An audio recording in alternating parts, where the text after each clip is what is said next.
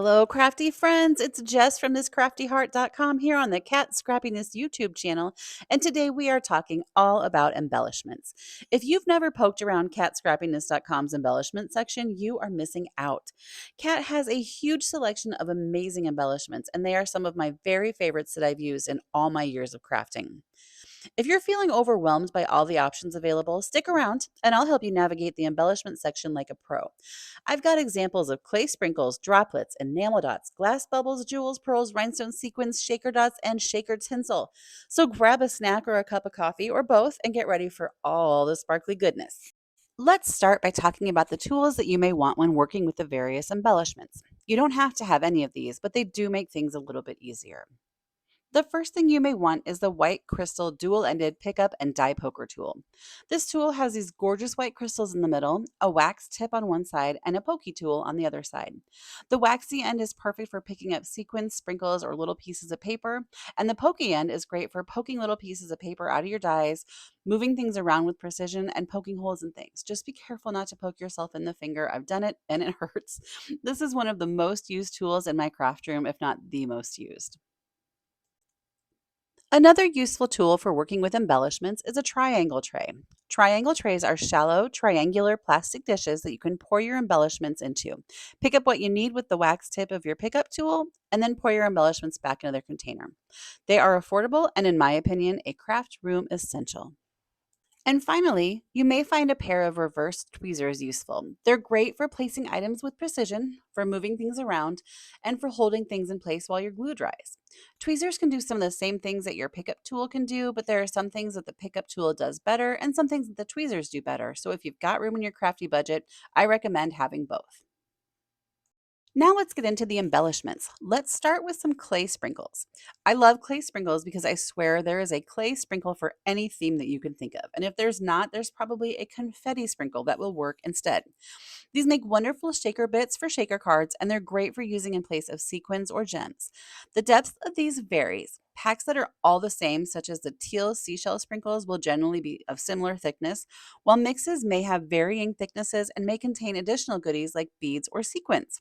The confetti sprinkles tend to be a little bit thicker, but nothing excessive. Next up are droplets. These have flat backs and come in shapes such as round, heart-shaped, teardrop-shaped, and they come in a variety of sizes. The samplers contain 4 mm, 6 mm, and 8 mm size droplets. These are available in a handful of colors and finishes as well. The next type of embellishment we'll talk about are enamel dots. Enamel dots are self-adhesive dots of shiny enamel, and they come in sheets. A sheet of enamel dots may be all one color, like the white ones that I have here, but they're also available in curated color mixes such as shades of teal or peachy keen. A sheet of enamel dots will always contain a variety of dot sizes that are perfect for all of your projects. Now we come to glass bubbles. These have a flat back and they really are made of glass. They are smaller than the droplets, but they are perfect for using as bubbles on your projects.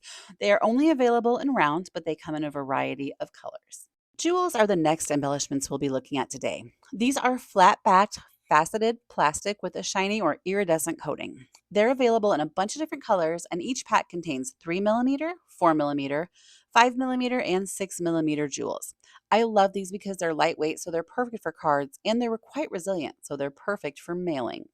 Now let's look at pearls. And can we just pause for a second to admire how gorgeous this cotton candy pearl mix is? It's so good. Pearls are flat-backed pearls. They come in 4 mm, 5 mm, and 6 mm mixes.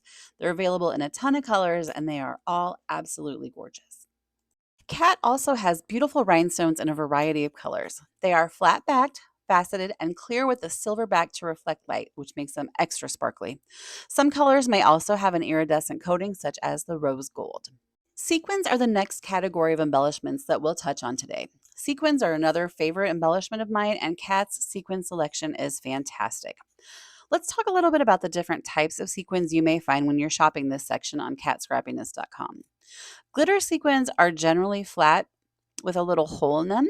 You will also see some sequin mixes that have flat bottoms with a curved lip and no holes. There are shaped sequins like these mini seashells, snowflakes, or stars. And then there are the traditional sequins that are kind of cup shaped with a hole in the bottom.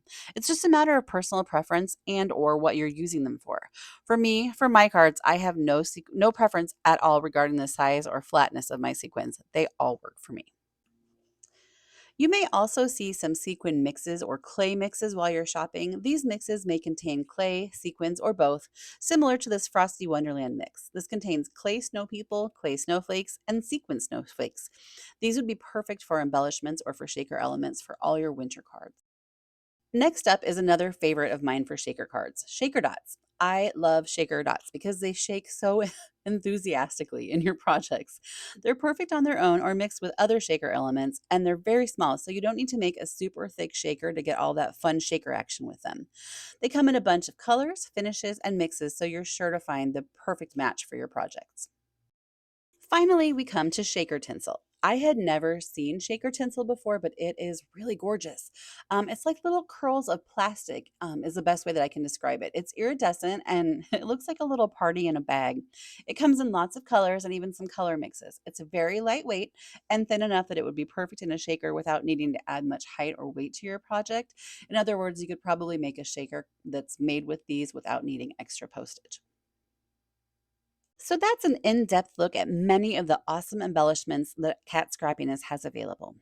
Do you have a favorite or are there any that you'd like to know more about? Drop a comment below and let me know. And please don't ask me to pick a favorite because there is no way that I could. As always, thank you so much for spending part of your day with me here on the Kat Scrappiness YouTube channel. Be sure to like this video, drop a comment below, and follow this channel for more crafty inspiration.